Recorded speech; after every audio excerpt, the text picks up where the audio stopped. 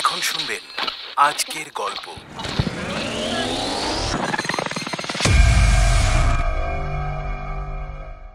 আপনি কি ইয়ালতাতে অনেকদিন এসেছেন? দিন 5 হলো। আমি 2 সপ্তাহ ধরে এখানেই আছি। আপনি কি এখানেই থাকেন? না না, আমি এসেছি মস্কো থেকে। আর্টস নিয়ে লেখাপড়া করেছি, যদিও কাজ করি মস্কোর একটা ব্যাংকে।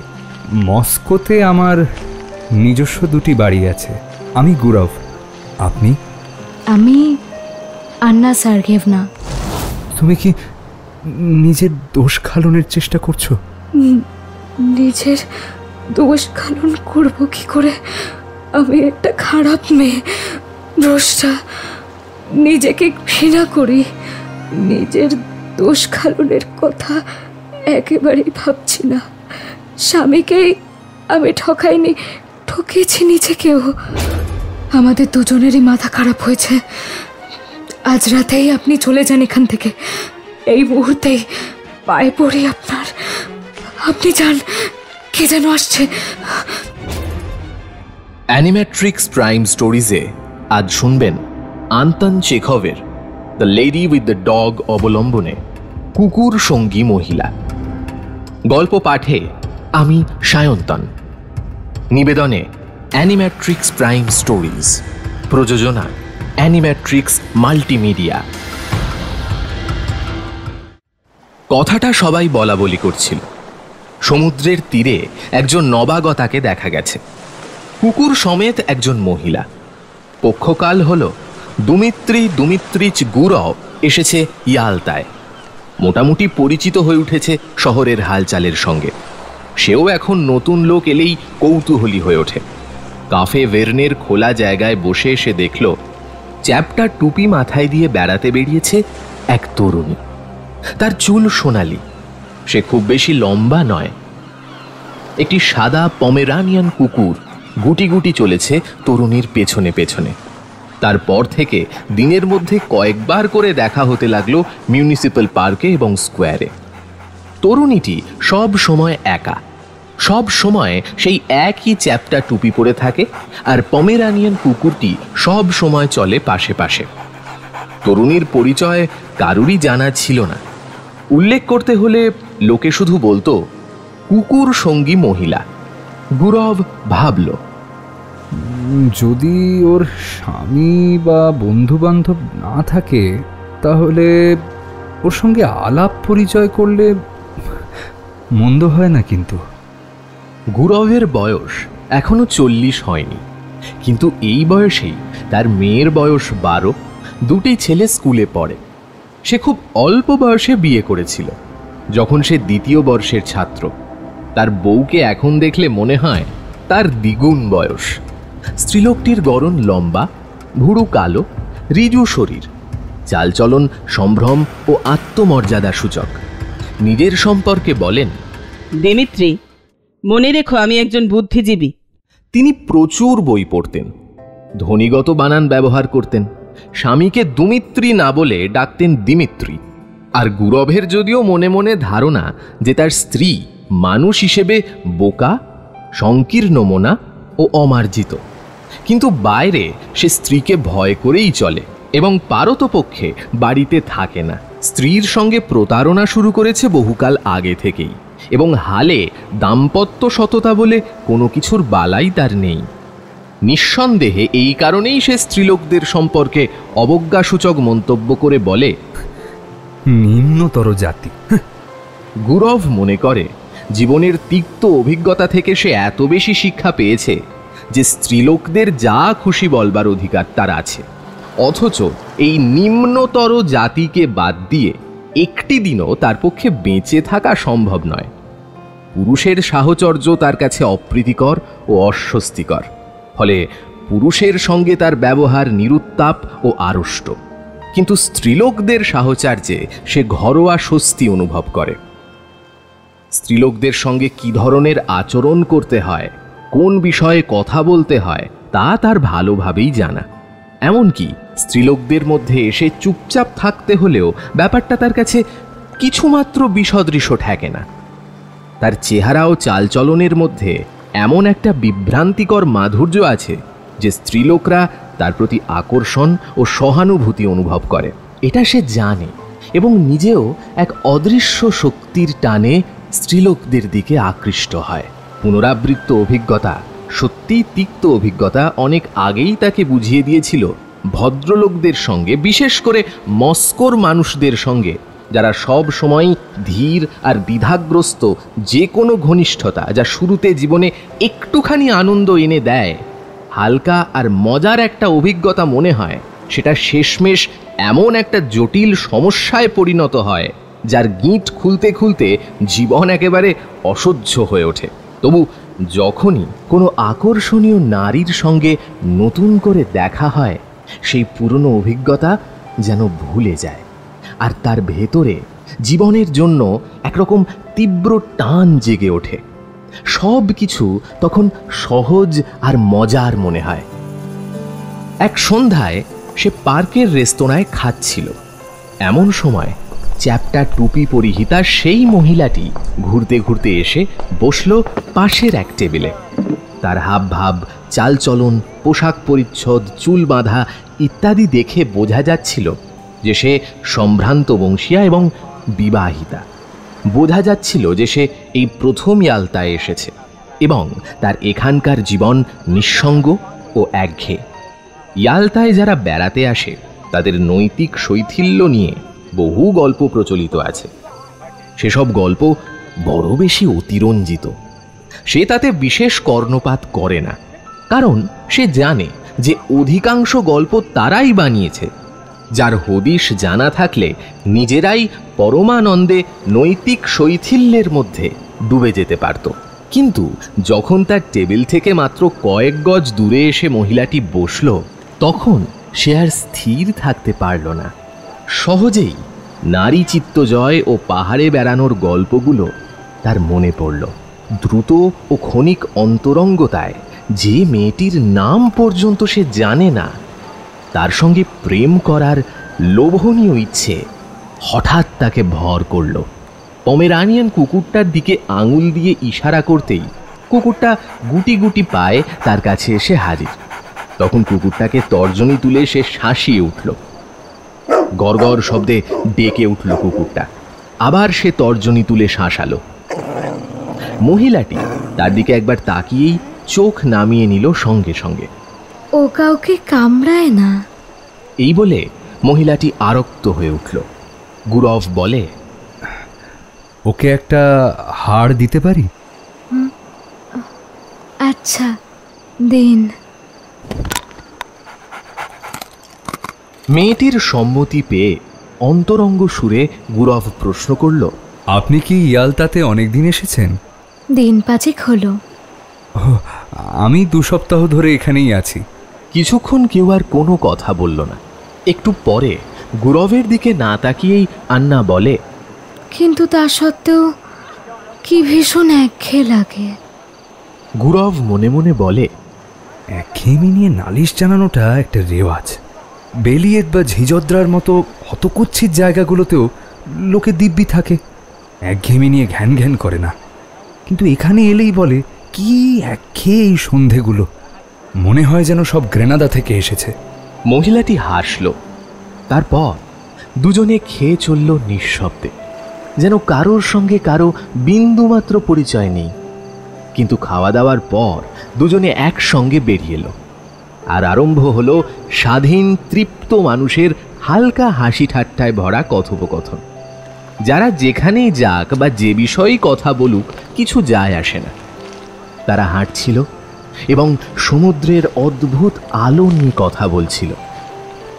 সমুদ্রের জল ছিল নরম, উষ্ণ লীলাকের মতো।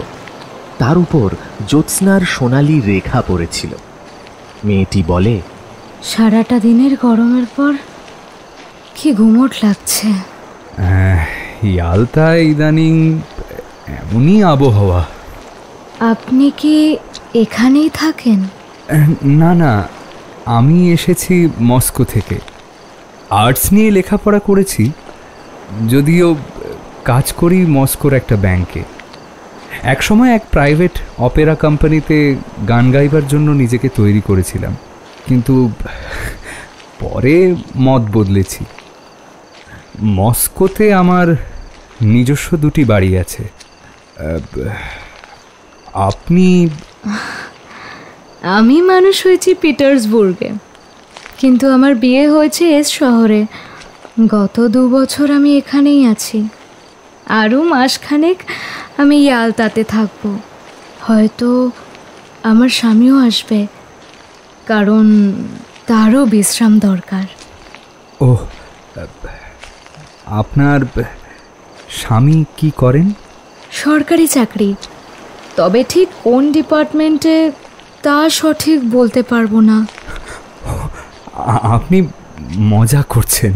না না, বিশ্বাস করুন, ও মনে হয় ক্রাউন ডিপার্টমেন্টে, না হয় প্রাদেশিক পরিষদের অধীনে কাজ করে। তার মানে আপনার স্বামীর চাকরি নিয়ে আপনি নিজেই নিশ্চিত নন? না, সত্যি এটা অবাক করেছে আমায়। আমি গুরব। আপনি? আমি আন্না সার্গেভনা। নিজের ঘরে ফিরে গুরব তার কথাই ভাবতে লাগলো। পরের দিন মহিলাটির সঙ্গে হয়তো আবার দেখা হবে, দেখা হতেই হবে। শুতে যাওয়ার সময়ও তার বারবার মনে হতে লাগলো যে অল্প কিছুকাল আগেও মহিলাটি ছিল ছাত্রী, তার নিজের মেয়ের মতো পড়া তৈরি করত। মনে পড়ল মহিলাটির হাসি এবং বাইরের লোকের সঙ্গে ব্যবহারের মধ্যে কতটা সংকোচ ও আড়ষ্টতা রয়েছে। জীবনে বোধহয় এই প্রথম ও একা এবং এমন অবস্থায় রয়েছে যখন পুরুষরা ওর পেছন নেয়, ওর দিকে নজর রাখে, ওর সঙ্গে কথা বলে, আর এইসবের পেছনে যে গোপন মতলব আছে তাও মহিলাটির কাছে দুর্বোধ্য থাকার কথা নয়। গুরবের মনে পড়ল তার রোগা মসৃণ গ্রীবা আর সুন্দর ধূসর চোখ দুটো। ঘুমিয়ে পড়তে পড়তে সে ভাবল, কিন্তু তবুও ও যেন কেমন বেচারা বেচারা। আলাপের সূত্রপাতের পর 1 সপ্তাহ কাটল। সেটা ছিল গরমের দিন। ঘরের ভেতরে গুমোট, কিন্তু বাইরে ধুলোর ঝড়। লোকের টুপি উড়ে যাচ্ছে। ঘন ঘন তৃষ্ণা পায়। গুরব বারবার যাতায়াত করছে সদর রাস্তার ক্যাফেতে। আন্না সের্গেভনাকে দেওয়ার জন্য আইসক্রিম ও ফলের রস কিনছে। প্রাণ ওষ্ঠাগত। সন্ধ্যার সময় বাতাসের দাপট একটু কমলে ওরা জাহাজ ঘাটায় বেড়াতে গেল স্টিমার আসা দেখতে। অবতরণের জায়গায় প্রচুর লোক ঘুরে বেড়াচ্ছে। কেউ কেউ ফুলের গাছ হাতে নিয়ে বন্ধুদের সঙ্গে সাক্ষাৎ করতে এসেছে। ইয়ালতার এই ফিটফাট মানুষগুলোর মধ্যে 2টো বৈশিষ্ট্য স্পষ্টভাবে চোখে পড়ে। বয়স্কা মহিলারা সকলেই অল্প বয়স্কাদের মতো সাজ পোশাক পরে, আর মনে হয় যেন জেনারেলদের সংখ্যা অতিরিক্ত। সমুদ্রের বিক্ষুব্ধতার জন্য স্টিমারটা পৌঁছলো দেরি করে। সূর্যাস্তের পর জেটির পাশে লাগাবার জন্য বেশ কিছুটা কসরত করতে হয় স্টিমারটাকে। আন্না সের্গেভনা অপেরা গ্লাস চোখে দিয়ে স্টিমার ও যাত্রীদের এমনভাবে খুঁটিয়ে খুঁটিয়ে দেখতে লাগলো যেন পরিচিত কাউকে খুঁজছে। গুরবের দিকে যখন তাকালো তখন তার চোখ দুটো চকচক করছে। সে অনর্গল কথা বলে চলল, প্রশ্নের পর প্রশ্ন করে চলল। পরমুহূর্তেই ভুলে যেতে লাগলো কি জানতে চেয়েছিল। তারপর ভিড়ের মধ্যে ওর অপেরা গ্লাসটা গেল হারিয়ে। ফিটফাট মানুষগুলো চলে যেতে শুরু করলো। এখন আর স্পষ্টভাবে চেহারা চেনা যায় না। বাতাস একেবারে শান্ত হয়ে পড়েছে। গুরব ও আন্না সার্গেভনা তখনও দাঁড়িয়ে, যেন অপেক্ষা করছে আর কেউ স্টিমার থেকে বেরিয়ে আসবে। আন্না সার্গেভনার মুখে কথা নেই। গুরবের দিকে না তাকিয়ে বারবার ফুলের গন্ধ শুঁকছে। গুরব বলে, সন্ধেটা ভারী চমৎকার হয়েছে, কিন্তু কি করা যায় বলুন তো? চলুন গাড়ি করে খানিক বেরিয়ে আসি। আন্না সের্গেভনা উত্তর দিল না। গুরব স্থির দৃষ্টিতে তাকিয়ে রইল ওর দিকে। তারপর হঠাৎ তাকে জড়িয়ে ধরে চুম্বন করল ঠোঁটে। ফুলের সুগন্ধ আর আর্দ্রতা আচ্ছন্ন করল গুরবকে। কিন্তু পর মুহূর্তেই সে আতঙ্কিত হয়ে তাকালো। পেছন দিকে কেউ কি দেখে ফেলেছে? সে বলে, চলুন, আপনার ঘরে যাই। ফিসফিস করে বলল সে। দ্রুত পায়ে স্থান ত্যাগ করল দুজনে। ঘরের ভেতরটা গুমোট। জাপানি দোকান থেকে ও কি একটা সেন্ট কিনে এনেছিল, তারই গন্ধ সেখানে। গুরব ওর দিকে তাকিয়ে তাকিয়ে ভাবতে লাগলো, জীবনে কত রকমের মানুষের সাথেই না দেখা হয়। তার মনে পড়ল সেই সব নিরুদ্বিগ্ন চিত্ত ভালো মানুষ মেয়েদের কথা, যারা প্রেম করত উচ্ছল হয়ে এবং অল্পক্ষণের জন্য হলেও তাদের সে যে আনন্দ দিয়েছিল সেজন্য কৃতজ্ঞ থাকত তার কাছে। অন্য ধরনের মেয়েরাও ছিল, তার স্ত্রীও তাদের মধ্যে একজন। তাদের সোহাগ ছিল কপট, আড়ষ্ট আর হিস্টিরিয়াগ্রস্তদের মতো। তাদের যত প্রচুর অপ্রয়োজনীয় কথা। তাদের হাবভাব দেখে এ কথাটাই যেন মনে হতো ওরা যা করছে সেটা শুধুই প্রেম করা বা কামনার তাগিদে নয়, তার তাৎপর্য আরো অনেক বেশি। তার জীবনে আরো 2-3টি মেয়ে এসেছিল। তারা সুন্দরী ও নিরুত্তাপ। তাদের মুখে চোখে খেলে যেত একটা হিংস্র ভাব। জীবন যতটুকু দিতে পারে তার চেয়ে বেশি কিছু নিংড়ে নেওয়ার সংকল্প বোঝা যেত ওদের। প্রথম যৌবন পার হয়ে আসা সেই মেয়েরা ছিল খামখেয়ালি, বিবেকহীন, স্বেচ্ছাচারী এবং বুদ্ধিহীন। ওদের সম্পর্কে গুরবের আবেগ কমে গেলে ওদের রূপ দেখে তার মনে বিতৃষ্ণা ছাড়া আর কিছু জাগত না। ওদের অন্তর্বাসের লেস লাগানো কিনারা দেখে মনে হতো যেন মাছের আঁশ। কিন্তু এই মেয়েটার মধ্যে অনভিজ্ঞ তারুণ্যের ভীরুতা ও আড়ষ্টতা এখনো স্পষ্ট। আবহাওয়ায় কেমন যেন একটা বিব্রত ভাব, যেন এই মাত্র দরজায় কেউ টোকা দিয়েছে। কুকুর সঙ্গী মহিলা আন্না সার্গেভনাকে দেখে মনে হলো যেন ব্যাপারটা তার কাছে বিশেষ একটা ঘটনা, বিশেষ গুরুত্বপূর্ণ। এমন ভাব করেছে যেন সে ভ্রষ্টা হয়ে গেছে। গুরবের কাছে এই মনোভাব বিসদৃশ্য ঠেকল। সে স্বস্তি বোধ করল না। আন্না সার্গেভনার চোখে মুখে ফুটে উঠেছে একটা বিহ্বলতার ছাপ। লম্বা চুলগুলো শোকার্তভাবে ঝুলে পড়েছে মুখের দুপাশ দিয়ে। দেখে মনে হয় গভীর বিষাদের প্রতিমূর্তি, ক্লাসিক্যাল চিত্রের কোনো অনুতপ্ত পাপীর মতো। এ অন্যায়, এ অন্যায়। এরপর আপনি প্রথম আমাকে অশ্রদ্ধা করবেন। টেবিলের ওপর একটা তরমুজ ছিল। তার থেকে একটা টুকরো কেটে নিয়ে আস্তে আস্তে খেতে শুরু করলো গুরব। অন্তত আধ ঘন্টা সময় কেটে গেল নিঃশব্দে। আন্না সার্গেভনাকে ভারী করুণ দেখাচ্ছে। জীবন সম্পর্কে অনভিজ্ঞ ভদ্র সরল মেয়ের পবিত্রতা ফুটে উঠেছে মুখে। টেবিলের ওপর একটি মাত্র মোমবাতি জ্বলছিল, যদিও সেই আলোয় ভালো করে দেখা যাচ্ছিল না ওর মুখ, কিন্তু স্পষ্টই বোঝা যাচ্ছিল যে ও মুষড়ে পড়েছে। কেন? তোমার সম্পর্কে ভালো ধারণা থাকবে না কেন? কি যা তা বলছো? ঈশ্বর যেন আমাকে ক্ষমা করেন। ও কি ভয়ঙ্কর! ওর চোখ দুটো জলে ভরে উঠল। তুমি কি নিজের দোষ খালনের চেষ্টা করছো? নিজের দোষ খালন করব কি করে? আমি একটা খারাপ মেয়ে, ভ্রষ্টা। নিজেকে ঘৃণা করি। নিজের দোষ খালনের কথা একেবারেই ভাবছি না। স্বামীকেই আমি ঠকাইনি, ঠকেছি নিজেকেও। আর এটা তো শুধু আজকের দিনের ব্যাপার নয়, অনেক দিন ধরেই আমি নিজেকে ঠকিয়ে আসছি। আমার স্বামী হয়তো মানুষ হিসেবে সৎ, যোগ্য, কিন্তু লোকটা যেন চাকর বাকরের মতো। আপিসে সে কি কাজ করে জানি না, কিন্তু এটুকু জানি যে সে চাকর বাকরের মতোই।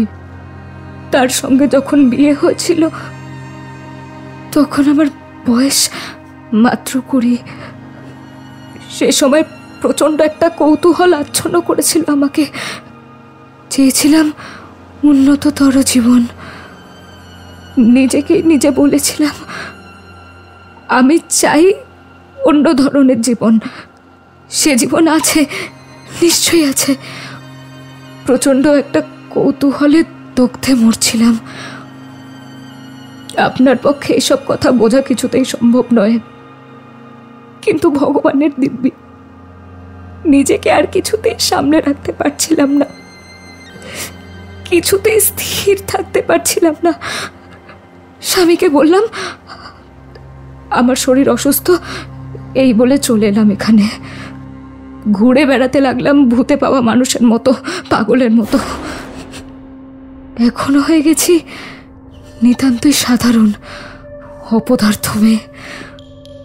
সবাই আমাকে এখন তো ঘেন্নাই করতে পারে। গৌরব তার কথা শুনতে শুনতে অত্যন্ত বিরক্ত হয়ে উঠল। কথা বলার সরল ভঙ্গি আর অনুশোচনা ভারী অপ্রত্যাশিত আর বেমানান। মেয়েটির চোখে জল এসেছিল তাই, নইলে মনে হতো ও ভাঁড়ামি করছে কিংবা অভিনয় করছে। আমি বুঝতে পারছি না তুমি ঠিক কি চাও। গৌরবের বুকের মধ্যে মুখ লুকিয়ে ও আরো ঘনিষ্ঠ হয়ে এলো। আমাকে বিশ্বাস করুন, দোহাই আপনার, আমাকে বিশ্বাস করুন। জীবনে যা কিছু সৎ এবং পবিত্র আমি তা ভালোবাসি। পাপকে সহ্য করতে পারি না। আমি কি করছি জানি না। সাধারণ লোকে বলে শয়তানের ফাঁদে পড়া। এবার নিজের সম্পর্কেও বলা চলে শয়তানের ফাঁদে পড়েছি। হয়েছে হয়েছে, ও সব বলতে নেই। মেয়েটির আতঙ্কিত বিস্ফারিত চোখের দিকে স্থির দৃষ্টিতে তাকিয়ে রইল গৌরব। চুম্বন করল ওকে। মিষ্টি কথা বলে সান্ত্বনা দিতে লাগলো। আস্তে আস্তে প্রকৃতিস্থ হলো মেয়েটি। আস্তে আস্তে খুশির ভাবটুকু ফিরে এলো ওর মধ্যে। একটু পরেই দেখা গেল দুজনে গলা মিলিয়ে আবার হাসছে। একটু পরে যখন ওরা বাইরে বেরিয়ে এলো তখন ঘাটের রাস্তায় জনপ্রাণীর চিহ্ন নেই। শহরটাকে আর সাইপ্রেস গাছগুলোকে মৃত মনে হচ্ছে, কিন্তু সমুদ্র তখনও গর্জন করছে, তখনও আছড়ে আছড়ে পড়ছে তীরে। ঢেউয়ের মাথায় নাচছে একটি জেলে নৌকো। জেলে নৌকোর বাতিটা ঘুম চোখে পিটপিট করছে। একটা ভাড়া গাড়ি পাওয়া গেল। গাড়িতে চেপে ওরা রওনা হলো অরিয়েন্দার দিকে। গাড়িতে গুরফ বলে, হলঘরের বোর্ডে তোমার নাম লেখা রয়েছে দেখতে পেলাম, ফন দিদেরিটস। তোমার স্বামী বুঝি জার্মান? না, সম্ভবত স্বামীর ঠাকুরদা জার্মান ছিলেন, তবে স্বামী কিন্তু অর্থোডক্স, চার্চে বিশ্বাসী। অরিয়ান্দাতে গির্জার কাছাকাছি একটা বেঞ্চিতে বসে তারা তাকিয়ে রইল সমুদ্রের দিকে। দুজনেই নির্বাক। শেষ রাতের কুয়াশার ভেতর দিয়ে অস্পষ্টভাবে ইয়ালতা শহর দেখা যাচ্ছে। পর্বতের চূড়োয় সাদা সাদা নিশ্চল মেঘ। গাছের পাতা নিষ্কম্প। ঝিঁঝি ডাকছে। শোনা যাচ্ছে সমুদ্রের একঘেয়ে ফাঁপা গর্জন। সমুদ্র যেন বলছে শান্তির কথা, বলছে সকল মানুষের ভবিতব্য চিরনিদ্রার কথা। ইয়ালতা বা অরিয়েন্দা নামে কোনো শহর যখন ছিল না, তারও বহু আগে সমুদ্র এভাবেই গর্জন করেছিল, আজও গর্জন করছে, এবং ভবিষ্যতে যখন আজকের দিনের মানুষরা থাকবে না তখনও গর্জন করবে এমনই নির্বিকার ও ফাঁপা ভাবে। বোধহয় মানুষের চিরস্থায়ী পরিত্রাণ, এই গ্রহের জীবনধারা এবং পূর্ণ পরিণতির দিকে এই জীবনধারার অবিশ্রান্ত গতির অর্থ খুঁজে পাওয়া যাবে এই অবিচ্ছিন্নতার মধ্যেই। জীবন ও মৃত্যু সম্পর্কে এই চরম উদাসীনতার মধ্যেই। একটি তরুণী মেয়ের পাশে বসে রয়েছে গুরব। ভোরের আলোয় মেয়েটিকে অপরূপ দেখাচ্ছে। সমুদ্র, পাহাড়, মেঘ আর আকাশের বিপুল বিস্তৃতি গুরবের মনকে শান্ত ও মুগ্ধ করে তুলেছে। গুরব মনে মনে বলে, ভাবতে গেলে বাস্তবিকই পৃথিবীর সব কিছুই সুন্দর, শুধু আমাদের চিন্তা ও আচরণ ছাড়া। যখন আমরা ভুলে যাই জীবনের উন্নততর উদ্দেশ্য আর মানুষ হিসেবে আমাদের মর্যাদাবোধের কথা। কে যেন ওদের দিকে এগিয়ে এলো, বোধহয় একজন পাহারাদার। ওদের দিকে তাকিয়ে চলে গেল। তার আবির্ভাবও মনে হয়েছে রহস্যজনক এবং সুন্দর। ভোরের আলোয় ফেওদোসিয়ার স্টিমারটিকে জাহাজ ঘাটার দিকে এগিয়ে আসতে দেখা যাচ্ছে। স্টিমারটার বাতি নেভানো। ঘাসে শিশির জমেছে। হ্যাঁ, বাড়ি ফেরার সময় হয়েছে। শহরে ফিরে গেল দুজনে। তারপর থেকে রোজই দুপুরে সমুদ্রের ধারে দেখা হয় ওদের। দুপুরে ও বিকেলে একসঙ্গে খায় দুজনে। সমুদ্রের দিকে মুগ্ধ দৃষ্টিতে তাকিয়ে ঘুরে বেড়ায় একসঙ্গে। আন্না সার্গেভনা জানায় যে রাত্রে ওর ঘুম হয় না, বুক ধরফর করে। একই প্রশ্ন বারবার জিজ্ঞেস করে। কখনো ওর ঈর্ষা, কখনো ভয়, সেটা এই ভেবে যে গুরব হয়তো সত্যিই ওকে শ্রদ্ধা করে না। স্কোয়ারে বা পার্কে ঘুরে বেড়াবার সময় আশেপাশে কেউ না থাকলে গুরবকেও হঠাৎ কাছে টেনে নিয়ে আবেগ ভরে চুম্বন করে। এই নিরঙ্কুশ আলস্য ভরা দিনের আলোয় চুমু খাওয়া, সঙ্গে সঙ্গে কেউ কেউ দেখে ফেলল কিনা এই ভয়ে সন্ত্রস্ত হয়ে চারিদিকে তাকানো, এই উত্তাপ, সর্বক্ষণ একদল চমৎকার সাজ পোশাক পরা অতি লালন পুষ্ট মানুষের অলস চলাফেরা, এই পরিবেশে গুরবের প্রাণে যেন নতুন জোয়ার এসেছে। আন্না সার্গেভনাকেও বলে যে তুমি খুব সুন্দরী এবং মোহিনী। প্রচণ্ড আবেগে প্রেম করে আন্নার সঙ্গে। কখনো আন্না সার্গেভনার কাজ ছাড়া হয় না। ওদিকে আন্না সার্গেভনা সবসময় বিষণ্ণ থাকে, সবসময় গুরবকে দিয়ে জোর করে স্বীকার করিয়ে নিতে চায় যে গুরব ওকে শ্রদ্ধা করে না, ওকে একটুও ভালোবাসে না, ওকে নিতান্তই মামুলি একটি স্ত্রীলোক বলে মনে করে। প্রায় প্রতি রাত্রেই ওরা দুজনে গাড়ি করে বেড়াতে যায় ওরিয়ান্দায়, ঝর্নার ধারে কিংবা অন্য কোনো সুন্দর জায়গায়। এভাবে বেরিয়ে আসাটা প্রতিবারেই সফল হয়, প্রতিবারেই মনের ওপরে নতুন করে মহিমামণ্ডিত সৌন্দর্যের ছাপ পড়ে। এতদিন ওরা রোজই আশা করছিল আন্না সার্গেভনার স্বামী যে কোনো দিন এসে হাজির হতে পারে, কিন্তু একটা চিঠি এলো। চিঠিতে ভদ্রলোক জানিয়েছেন, আমার চোখে ব্যথা হয়েছে। আমার অনুরোধ আন্না, তুমি যত তাড়াতাড়ি পারো বাড়ি ফিরে এসো। আন্না সার্গেভনা যাওয়ার তোড়জোড়ে ব্যস্ত হয়ে উঠল। ভালোই হয়েছে চলে যেতে হচ্ছে, একেই বলে কপালের লিখন। একটা ঘোড়ার গাড়িতে আন্না সার্গেভনা ইয়ালতা ছাড়ল। রেল স্টেশন পর্যন্ত সঙ্গে সঙ্গে গেল গুরব। প্রায় সারাটা দিন কাটালো ঘোড়ার গাড়িতে। তারপর যখন এক্সপ্রেস ট্রেনের কামরায় চেপে বসলো এবং ট্রেন ছাড়বার দ্বিতীয় ঘন্টা বাজলো, তখন গুরব বলল, আর একবার তোমাকে দেখি, শেষবার দেখি। হ্যাঁ হ্যাঁ, এইভাবেই। সে কাঁদল না, কিন্তু তার মুখটা ভার ভার। মনে হলো তার অসুখ করেছে। তার মুখের মাংসপেশিগুলো কেঁপে কেঁপে উঠছে। আমি আপনার কথা ভাবব, আপনার ধ্যান করব। ভগবান আপনার মঙ্গল করুন। আমার সম্পর্কে খারাপ কিছু ভাববেন না। চিরকালের জন্য আমাদের ছাড়াছাড়ি হয়ে যাচ্ছে। আমাদের কখনো দেখা না হওয়াই উচিত ছিল। বিদায়। ভগবান আপনার মঙ্গল করুন। ট্রেনটা দ্রুত বেগে স্টেশনের বাইরে চলে গেল।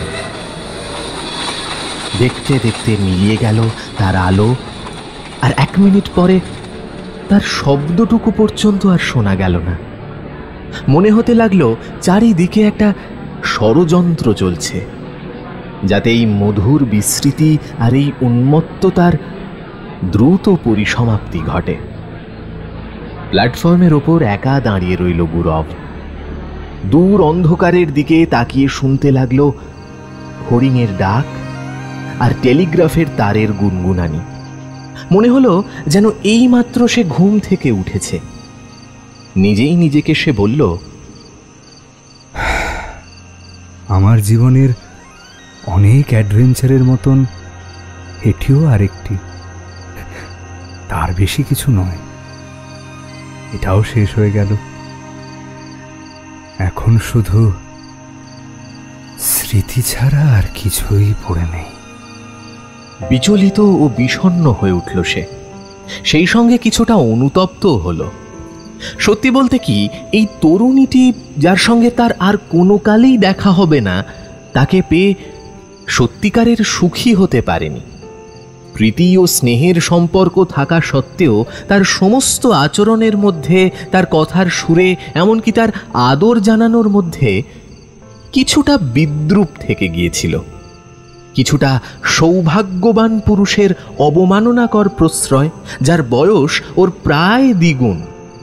ওর কিন্তু স্থির ধারণা ছিল যে মানুষ হিসেবে সে ভালো, অসাধারণ, এবং তার মনটা উঁচু। স্পষ্টই বোঝা যাচ্ছে মেয়েটি তার যে পরিচয় পেয়েছে তা তার পরিচয় নয়। অর্থাৎ স্বেচ্ছায় না হোক, মেয়েটির সঙ্গে সে প্রতারণা করেছে। বাতাসে ইতিমধ্যে শরতের আভাস। সন্ধ্যাবেলায় শীত শীত করে। প্ল্যাটফর্ম ছেড়ে চলে যেতে যেতে গুরব ভাবল, এবার আমারও উত্তরের দিকে রওনা হবার সময় হয়েছে। মস্কোতে যখন সে পৌঁছল, তখন সর্বত্র শীতের আয়োজন। স্টোভে প্রত্যহ আগুন জ্বালানো হয়। সকালে ছেলেমেয়েরা স্কুলে যাওয়ার জন্য ঘুম থেকে উঠে যখন চা খেতে বসে, তখনও অন্ধকার থাকে। ধাইকে তাই সামান্যক্ষণের জন্য আলো জ্বালাতে হয়। কড়া শীত পড়তে শুরু করেছে। প্রথম যেদিন বরফ পড়ে আর স্লেজ গাড়িতে চেপে প্রথম যেদিন রাস্তায় বেরোনো যায়, সেদিন চারদিকের সাদা জমি আর সাদা ছাদ দেখে ভালো লাগে। আগের চেয়ে নিঃশ্বাস নেওয়া সহজ হয়ে ওঠে। আর যৌবনের কথা মনে পড়ে। তুষারে সাদা লাইম ও বার্চ গাছগুলোর ভালো মানুষের মতো চেহারা। সাইপ্রেস বা পাম গাছের চেয়েও ওরা হৃদয়ের কাছাকাছি। ওদের ডালপালার তলায় দাঁড়ালে সমুদ্র বা পাহাড়ের স্মৃতি মনে হানা দেয় না। চমৎকার এক শীতের দিনে গুরব ফিরে এলো মস্কোতে, যে মস্কোতে সে চিরকাল থেকেছে। তারপর যখন সে ফারের আস্তর দেওয়া একটা ওভারকোট গায়ে চাপিয়ে আর পুরু দস্তানা পরে পেত্রোৎকা স্ট্রিটে উদ্দেশ্যহীনভাবে ঘুরে বেড়াতে লাগলো, কিংবা যখন শনিবারের সন্ধ্যায় শুনতে লাগলো গির্জার ঘণ্টা, তখন তার কাছে সদ্য বেরিয়ে আসা জায়গাগুলোর কোনো মাধুর্যই রইল না। আস্তে আস্তে মস্কোর জীবনে ডুবে যেতে লাগলো সে। প্রচণ্ড উৎসাহের সঙ্গে প্রতিদিন 3টে করে সংবাদপত্র গিলতে লাগলো, আর সেই সঙ্গে বলে বেড়াতে লাগলো যে নীতি হিসেবেই সে মস্কোর সংবাদপত্র ছুঁয়েও দেখে না। রেস্তোরাঁ, ক্লাব, প্রীতিভোজ আর উৎসব অনুষ্ঠানের ঘূর্ণিবার্তায় আবার সে মেতে উঠল। আবার সে মনে মনে একথা ভেবে আত্মপ্রসাদ লাভ করল যে নামডাকওয়ালা উকিল ও অভিনেতারা আমার বাড়িতে আসে, আর আমি মেডিকেল ক্লাবে একজন অধ্যাপকের পার্টনার হয়ে তাস খেলি। এখন আমি ইচ্ছে করলে কড়াই থেকে পুরো একজনের সমান খাবার গরম গরম খেয়ে ফেলতে পারি। মনে মনে তার বিশ্বাস ছিল যে মাসখানেকের মধ্যেই আন্না সার্গেভনা তার কাছে হয়ে উঠবে একটা ঝাপসা স্মৃতি, তার বেশি কিছু নয়। তারপর থেকে কখনো সখনো আন্না সার্গেভনা তার মোহিনী হাসি নিয়ে শুধু স্বপ্নে দেখা দেবে, যেমন দেখা দেয় অন্যেরা। কিন্তু পুরো 1 মাস সময় পার হতে চলল, পুরোপুরি শীতকাল এসে গেছে, তবুও তার মনের মধ্যে কোনো স্মৃতি এতটুকু ঝাপসা হয়নি, যেন আন্না সার্গেভনার সঙ্গে মাত্রই আগের দিন বিচ্ছেদ হয়েছে। তার স্মৃতিগুলো ক্রমশ হয়ে উঠতে লাগলো তীব্রতর। যখন নিথর সন্ধ্যায় পড়ার ঘরে বসে এসে শোনে তার ছেলেমেয়েরা পড়া তৈরি করছে, যখন রেস্তোরাঁয় বসে সে গান বা বাজনার শব্দ শুনতে পায়, যখন চিমনির ভেতরে বাতাস গোঁ গোঁ করে গর্জন করে, তখন তার সব কথা মনে পড়ে যায়।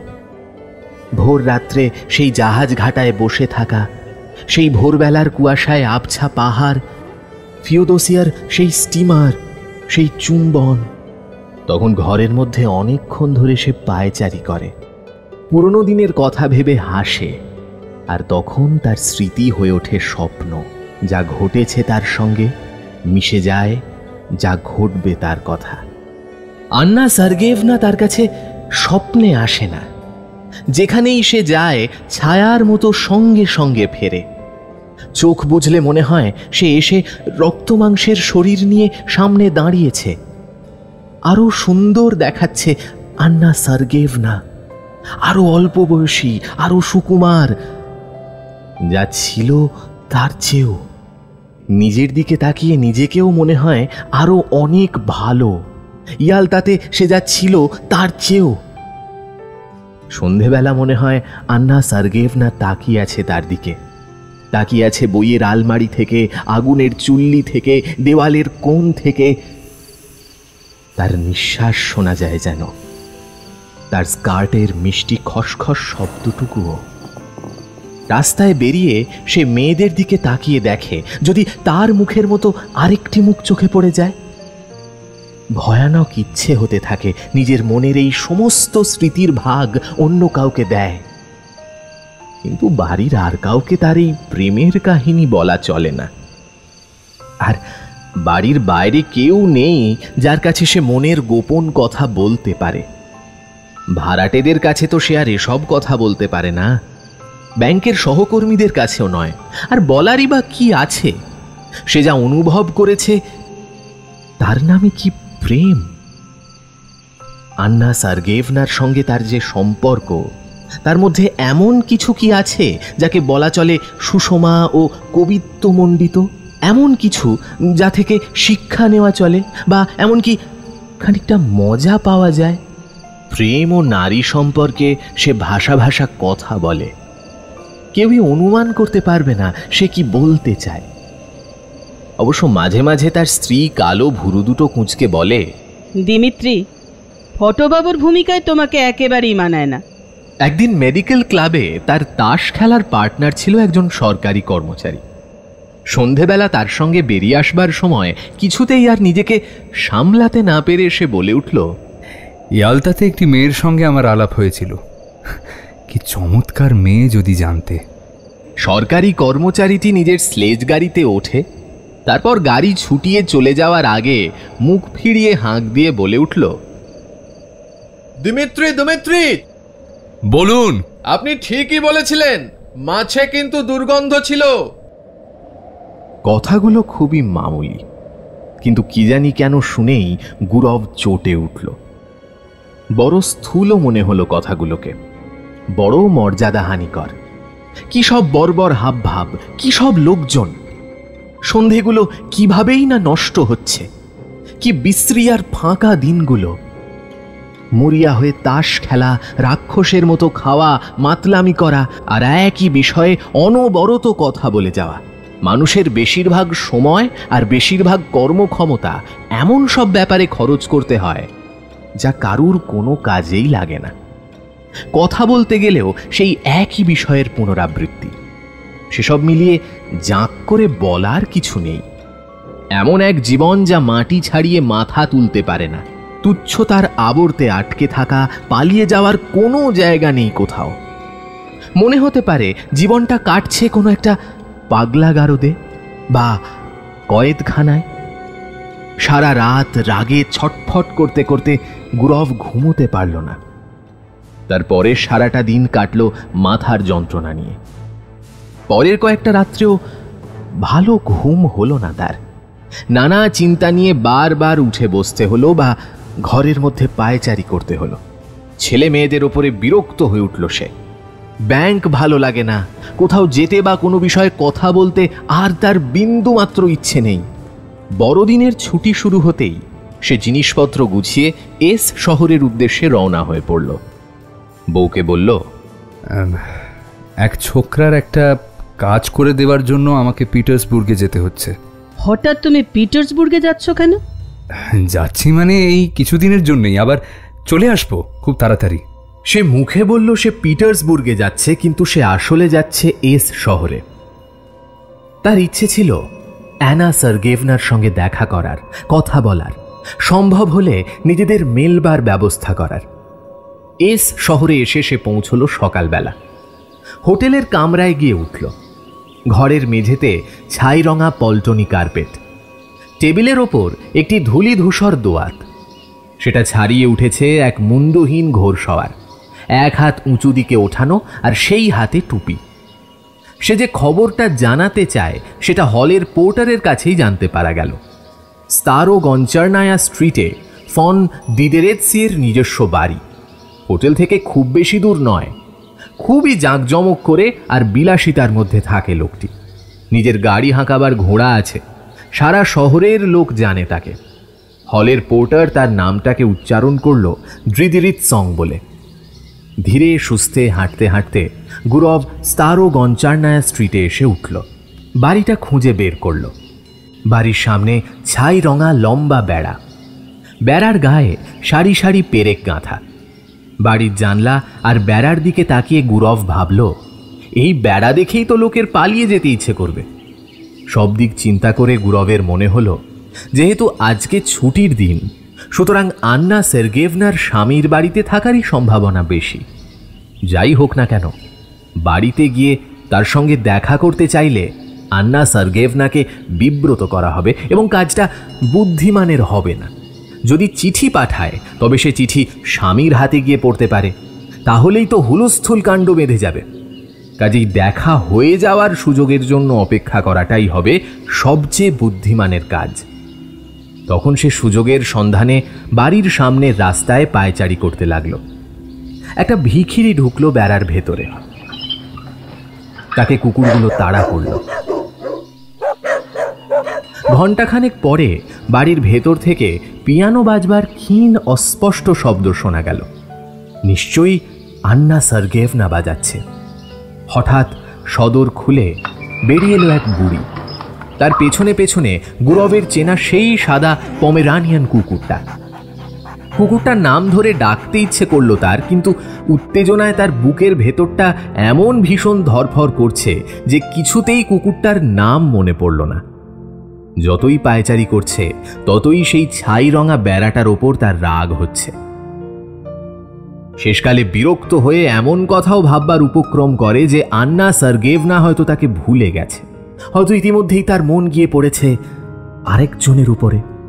একজন যুবতী স্ত্রীলোক যদি সকাল থেকে সন্ধে পর্যন্ত বাইরের দিকে তাকিয়ে শুধু এই বিশ্রী বেড়াটাই দেখে, তাহলে এমন হওয়াটা খুবই স্বাভাবিক। হোটেলে ফিরে গিয়ে আর কিছু করার না পেয়ে নিজের ঘরের সোফায় বসে কিছুক্ষণ সময় কাটালো। তারপর খাবার খেয়ে দিল লম্বা এক ঘুম। ঘুম ভাঙল সন্ধে। অন্ধকার জানলার দিকে তাকিয়ে সে মনে মনে ভাবল, চূড়ান্ত বোকামি আর অস্থিরতার পরিচয় দেওয়া হচ্ছে। এই তো যা ঘুমাবার ঘুমিয়ে নিয়েছি, এখন রাত্রিবেলা করি আর কি। ছাই রঙা সস্তা কম্বলে ঢাকা বিছানায় সে উঠে বসল। কম্বলটা দেখে তার হাসপাতালের কথা মনে পড়ছে। বিরক্তিতে সে নিজেই নিজেকে খোঁচা দিতে লাগলো। তুমি আর তোমার এই কুকুর সঙ্গী মহিলা, এ যে দেখছি তোমার রীতিমতো এক অ্যাডভেঞ্চার। দেখাই যাক এতখানি কষ্ট করার পরে কি জোটে তোমার কপালে। সকালবেলা স্টেশনে পৌঁছে মস্ত বড় বড় অক্ষরে লেখা একটা পোস্টার তার নজরে পড়েছিল। স্থানীয় থিয়েটারে গেইশা নাটকের প্রথম অভিনয়ের ঘোষণা কথাটা মনে পড়তেই থিয়েটারের দিকে এসে রওনা হলো। খুবই সম্ভব যে আন্না সার্গেভনা প্রথম রাত্রির অভিনয় দেখতে আসে। প্রেক্ষাগৃহে লোক ভর্তি। মফস্বল শহরের প্রেক্ষাগৃহ যেমনটা হয় এটাও তাই। ঝাড়বাতিগুলো ঝাপসা হয়ে এসেছে। গ্যালারির ভিড়ে অস্থির শোরগোল। স্থানীয় ফুলবাবুরা পিঠের দিকে হাত রেখে পর্দা ওঠার অপেক্ষায় স্টলের প্রথম সারিতে দাঁড়িয়ে। প্রদেশপালের জন্য নির্দিষ্ট জায়গার সামনের আসনটিতে বসে পশুলোমের গলবস্ত্র গলায় জড়ানো শাসনকর্তার মেয়ে। প্রদেশপাল নিজে বিনীতভাবে বসে আছেন পর্দার আড়ালে। শুধু দেখা যাচ্ছে তার হাত দুটো। পর্দা নড়ে উঠল। অর্কেস্ট্রা বাদকরা অনেকক্ষণ সময় নিয়ে সুর বাঁধল বাদ্যযন্ত্রে। দর্শকরা সারি দিয়ে নিজের আসনে বসেছে। অধীর আগ্রহে গুরভ দর্শকদের দিকে তাকিয়ে তাকিয়ে দেখতে লাগল। আন্না সার্গেভনাও এলো। স্টলের তৃতীয় সারিতে তার আসন। তার উপর চোখ পড়তেই গুরভের মনে হলো যেন তার বুকের ধূপপুকুনি থেমে গেছে। আর সেই মুহূর্তটুকুর মধ্যেই সে বুঝে নিল যে এই বিশ্ব সংসারে তার কাছে এই মেয়েটির চেয়ে নিকটতর ও প্রিয়তর আর কেউ নেই। তার সুখের জন্য এই মেয়েটির প্রয়োজন যতখানি এমন কারুর নয়। মফস্বল শহরের ভিড়ে হারিয়ে গেছে মেয়েটি। কোনো দিক দিয়েই ওর কোনো বিশেষত্ব নেই। হাতে ধরে আছে একটা বেমানান অপেরা গ্লাস। তবুও এই মেয়েটাই এখন তার সমস্ত জীবনকে আচ্ছন্ন করেছে। এই মেয়েটিকে নিয়েই তার দুঃখ আর আনন্দ, তার যা কিছু কামনা। খারাপ অর্কেস্ট্রা ও চাপা আনারি বেহালার বাজনা শুনে সে ভাবছে আন্না সার্গেভনা কি সুন্দর। ভাবছে আর স্বপ্ন দেখছে। আন্না সার্গেভনার সঙ্গে এসেছে একজন যুবক, খুব লম্বা, কোন কুঁজো, খাটো ঝুলপি, পায়ে পায়ে হেঁটে চলেছে আর প্রত্যেকবার পা ফেলার সঙ্গে সঙ্গে মাথা নোয়াচ্ছে, যেন সবসময় সে কাউকে না কাউকে অভিবাদন করছে। নিশ্চয়ই এই লোকটি ওর স্বামী। ইয়ালতাতে থাকার সময় মনের জ্বালায় যাকেও বলেছিল চাকর। লোকটির লিকলিকে চেহারা, দুধারের জুলপি, ব্রহ্মতলার ছোট্ট একটুখানি টাকের মধ্যে কোথাও যেন সত্যি সত্যি একটা চাকর চাকর ভাব রয়েছে। লোকটির মুখে মিষ্টি হাসি। বুকের ওপর কোটের বোতাম লাগাবার জায়গায় চকচক করছে কোনো এক বিজ্ঞান সভার ব্যাজ। দেখে মনে হচ্ছে উর্দি পরা চাপরাশির বুকের ওপরে আটা নম্বর। প্রথম বিরতির সময় স্বামী বেরিয়ে গেল ধূমপান করতে। আন্না সার্গেভনা এখন একা। গুরভের বসার জায়গাও ছিল স্টলে। সেখান থেকে উঠে এসে এগিয়ে এলো আন্না সার্গেভনার কাছে। জোর করে মুখের ওপরে হাসি ফুটিয়ে কাঁপা কাঁপা গলায় বলল, নমস্কার। মুখ ফিরিয়ে তাকিয়েই ফ্যাকাশে হয়ে গেল আন্না সার্গেভনা। দু চোখে আতঙ্ক নিয়ে আবার তাকালো ওর দিকে। নিজের চোখকেই যেন বিশ্বাস করতে পারছে না। এক হাতে পাখা ও অপেরা গ্লাস মুচড়ে চেপে ধরল সে। স্পষ্টই বোঝা যাচ্ছে যাতে হঠাৎ অজ্ঞান হয়ে না পড়ে সেজন্য ও নিজেকে সামলাচ্ছে। দুজনেই নির্বাক। আন্না সার্গেভনা তেমনিভাবে বসে আছে আর গুরভ তেমনিভাবে পাশটিতে দাঁড়িয়ে। পাশে বসবার সাহস গুরভের নেই। আন্না সার্গেভনার বিব্রত ভাব দেখে ও কি করবে ভেবে পাচ্ছে না। বেহালা আর বাঁশিতে এতক্ষণ সুর বাঁধা হচ্ছিল। চারদিকের আবহাওয়ায় কেমন একটা তীব্র উত্তেজনার ভাব। মনে হচ্ছে প্রত্যেকটি বক্স থেকে সবাই লক্ষ্য করছে ওদের দুজনকে। শেষকালে আন্না সার্গেভনা উঠে দাঁড়ালো এবং দ্রুত পায়ে বাইরে বেরোবার দরজার দিকে এগিয়ে গেল। দ্রুত গুরভ এলো পেছন পেছন। করিডোরে আর সিঁড়িতে উদ্দেশ্যহীনভাবে পায়চারি করতে লাগলো দুজনে। পাশ দিয়ে নানা সাজের মানুষ যাতায়াত করছে।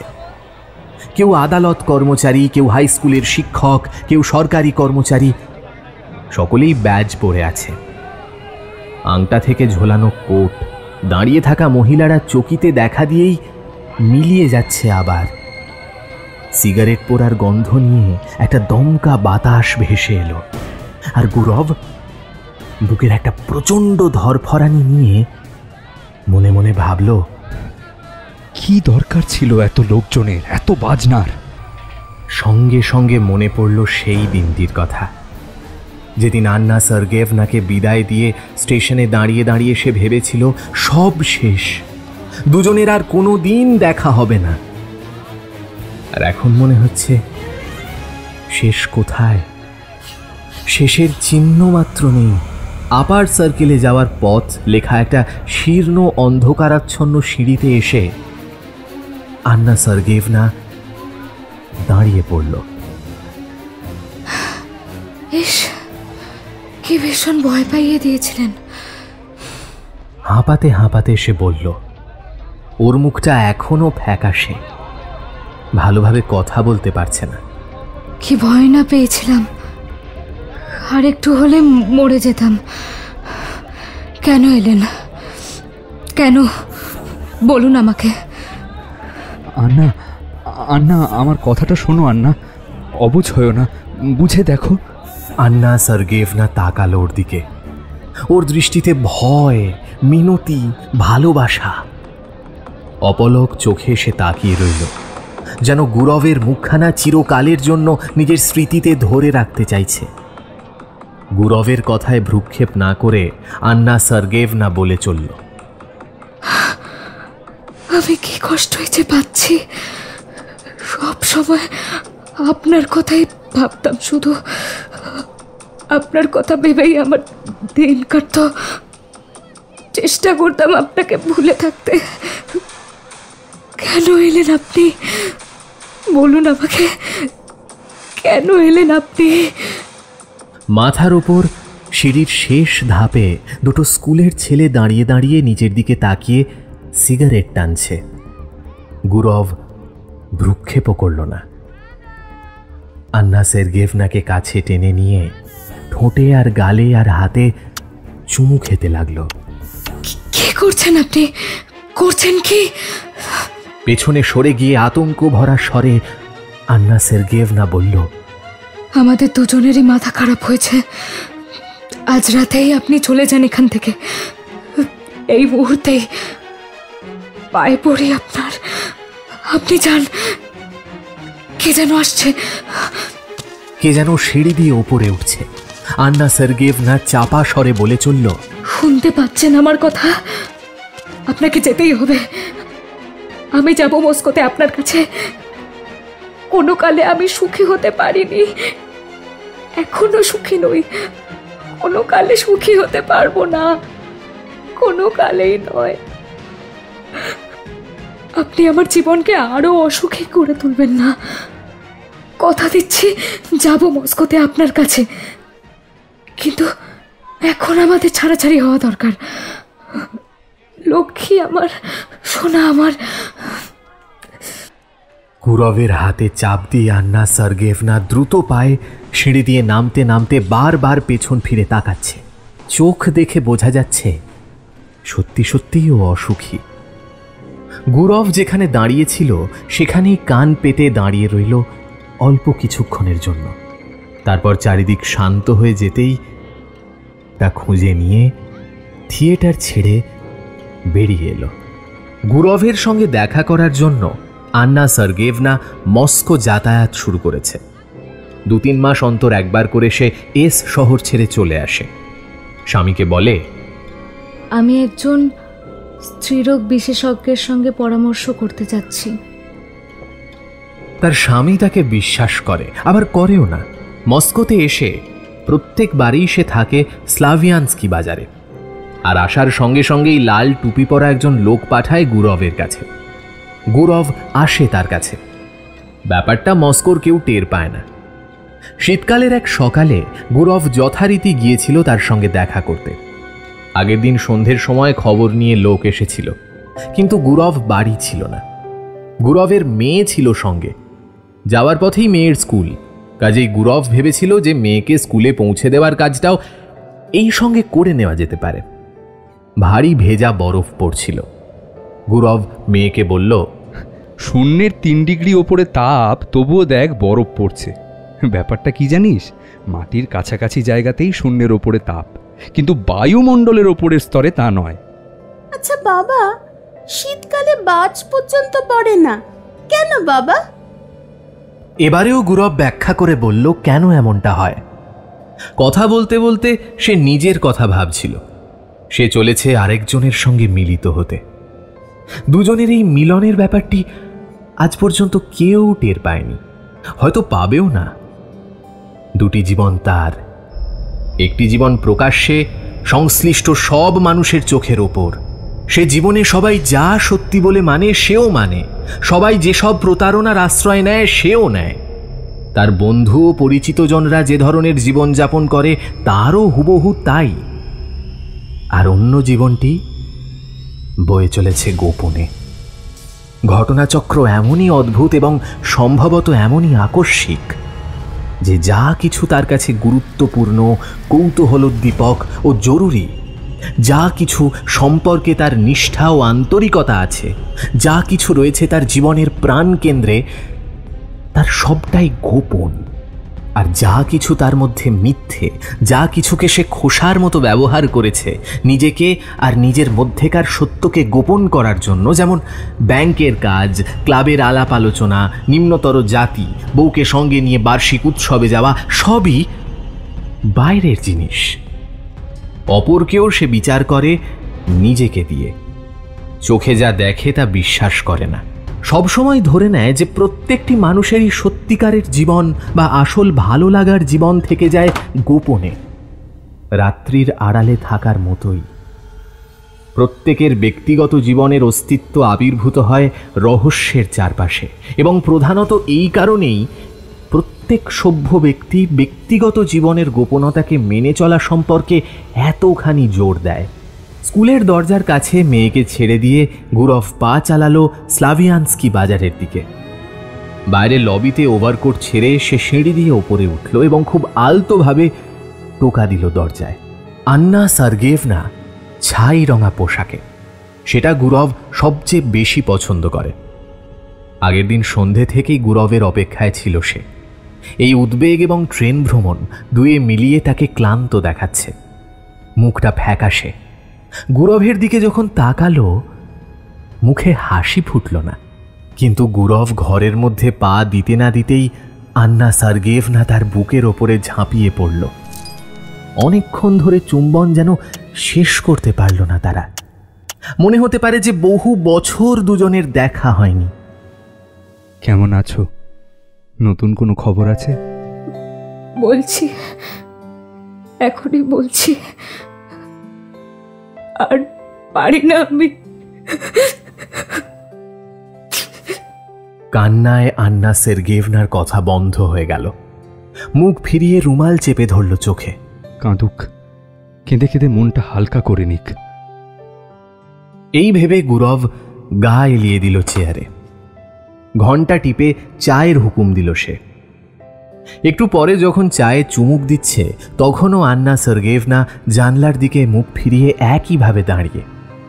আন্না সার্গেভনা কাঁদছে নিজের আবেগ থেকে, ওদের জীবনের বিষণ্ণতা সম্পর্কে তিক্ত চেতনা থেকে। এ কি জীবন তাদের! লোকের কাছ থেকে মুখ লুকিয়ে গোপনে দেখা করতে হবে দুজনকে চোরের মতো। এই জীবনকে কি ভগ্ন জীবন বলা চলে না? আন্না, কেঁদো না, তুমি কেঁদো না। গুরব স্পষ্টই বুঝতে পেরেছে ওদের দুজনের প্রেম ক্ষণস্থায়ী নয়। কোনো দিন এই প্রেম শেষ হয়ে যাবে কিনা কেউ বলতে পারে না। আন্না সার্গেভনা ওকে ভালোবাসছে আরো গভীর অনুভূতির সঙ্গে, আরো শ্রদ্ধার সঙ্গে। সুতরাং আন্নাকে এই কথা বলে লাভ নেই, ওদের দুজনের এই প্রেম একদিন না একদিন শেষ হবেই। বললে আন্না সার্গেভনা বিশ্বাস করবে না। কাছে সরে গিয়ে সে ওর দুকাঁধে হাত রাখল। ইচ্ছে ছিল হালকা কথায় ওকে একটু আদর করে, কিন্তু হঠাৎ সামনের আয়নায় নিজের ছায়া সে দেখতে পেল। গুরভের চুলে পাক ধরেছে। গত কয়েক বছরে বড় বেশি বুড়িয়ে গেছে সে। ভাবতেই কেমন যেন অবাক লাগলো। যে দুটো কাঁধের ওপরে সে হাত রেখেছে সেই দুটো কাঁধ উষ্ণ, থরথর করে কাঁপছে। মেয়েটির কথা ভেবে তার মায়া হতে লাগলো। যে জীবন এখনো এত উষ্ণ, এখনো এত সুকোমল, সে জীবন হয়তো আর অল্প কিছুদিনের মধ্যেই শুকিয়ে যাবে এবং তার নিজের জীবনের মতো নুয়ে পড়বে। ও কেন তাকে ভালোবাসে? সত্যিকারের যা, সেই হিসেবে তাকে তো কোনো মেয়েই দেখেনি। ওরা তার মধ্যে যে পুরুষকে ভালোবেসেছে সে পুরুষ সে নয়। সে পুরুষকে ভালোবেসেছে যাকে তারা তাদের কল্পনা দিয়ে তৈরি করে নিয়েছে এবং সারা জীবন ধরে সাগ্রহে খুঁজে ফিরেছে। পরে যখন তাদের ভুল ভাঙে তখনও আগের মতোই তাকে তারা ভালোবাসতে থাকে। তাদের মধ্যে কেউই তাকে নিয়ে সুখী হয়নি। সময় পার হয়েছে, একটির পর একটি মেয়ে এসেছে তার জীবনে। প্রত্যেকের সঙ্গে ঘনিষ্ঠ হয়েছে সে, প্রত্যেকের সঙ্গে বিচ্ছেদ হয়েছে, কিন্তু কখনো সে ভালোবাসেনি। সে আর তাদের মধ্যে সব কিছুই হয়েছে, কিন্তু হয়নি শুধু একটি জিনিস, প্রেম। আর এত বছর পরে যখন তার চুলে পাক ধরেছে তখনই কিনা সে প্রেমে পড়ল। তার জীবনের প্রথম প্রেম, সত্যিকারের প্রেম, যে প্রেমে কোনো ফাঁক নেই। সে ও আন্না সার্গেভনা দুজনে দুজনকে ভালোবাসে ঘনিষ্ঠ ও অন্তরঙ্গজনের মতো, স্বামী স্ত্রীর মতো, প্রিয় বন্ধুর মতো। যেন ভাগ্য ওদের এক সূত্রে বেঁধে দিয়েছে। এই অবস্থায় কেন যে আন্না সার্গেভনার স্বামী আছে আর তার আছে স্ত্রী, তার কোনো ব্যাখ্যা ওরা খুঁজে পায় না। মনে হয় ওরা হচ্ছে দুটি দেশান্তরী পাখি, একজন পুরুষ, একজন স্ত্রী। কিন্তু ওদের দুজনকে ধরে দুটি আলাদা খাঁচায় পুরে রাখা হয়েছে। অতীত ও বর্তমান জীবনে যা কিছু নিয়ে ওদের লজ্জা তা ভুলে দুজনে দুজনকে ক্ষমার চোখে দেখেছে আর অনুভব করেছে ওদের এই প্রেম নতুন মানুষ করে তুলেছে দুজনকেই। আগে বিষণ্ণ বোধ করলে প্রথম যে যুক্তিটি চিন্তায় ভেসে উঠত তাই দিয়েই গুরব সান্ত্বনা দিত নিজেকে। এখন আর যুক্তির আশ্রয় নিতে হয় না। গভীর একটা মমতা মনকে আচ্ছন্ন করে, আন্তরিক ও কোমল হবার ইচ্ছে জাগে।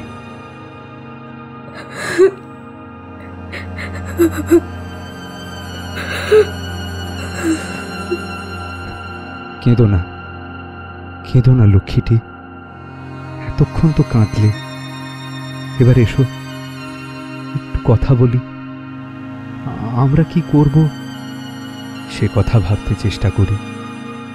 দুজনে অনেকক্ষণ ধরে নিজেদের অবস্থা আলোচনা করল, ভাবতে চেষ্টা করল কি করলে এভাবে লুকিয়ে বেড়াতে হবে না, এভাবে অন্যদের ঠকাতে হবে না, আলাদা আলাদা শহরে থাকার জন্য এভাবে দীর্ঘকাল অদর্শনের জ্বালা ভোগ করতে হবে না।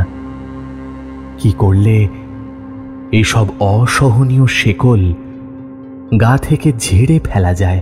কি করলে, কি করলে? মাথাটা চেপে ধরে বারবার সে বলতে লাগলো, কি করলে? দুজনের মনে হলো কিছু একটা সিদ্ধান্ত প্রায় তাদের নাগালের মধ্যে এসে গেছে। সেটা ধরতে পারা গেলেই শুরু হবে এক নতুন ও সুন্দর জীবন। দুজনেই বুঝতে পারল শেষ এখনো দূরে, অনেক অনেক দূরে। সবচেয়ে শক্ত ও সবচেয়ে জটিল অংশটুকুর সবে সূত্রপাত হয়েছে। অ্যানিম্যাট্রিক্স প্রাইম স্টোরিজে এতক্ষণ শুনছিলেন আন্তন চেকভের the lady with the dog অবলম্বনে কুকুর সঙ্গী মহিলা। গল্প পাঠে ছিলাম আমি সায়ন্তন। বিভিন্ন চরিত্রে অভিনয় করলেন আর্য জানা, রিমি চক্রবর্তী, অর্পিতা দাস এবং মনীষ ঘোষ। নিবেদনে অ্যানিম্যাট্রিক্স প্রাইম স্টোরিজ, প্রযোজনা অ্যানিম্যাট্রিক্স মাল্টিমিডিয়া। আমাদের গল্পগুলো যদি আপনাদের ভালো লেগে থাকে অবশ্যই ভিডিওটিকে একটি লাইক করবেন, চ্যানেলটা সাবস্ক্রাইব করে বেল আইকনে ক্লিক করতে ভুলবেন না কিন্তু। এমন সব গল্প শুনতে হলে সাবস্ক্রাইব করুন অ্যানিম্যাট্রিক্স প্রাইম স্টোরিজ।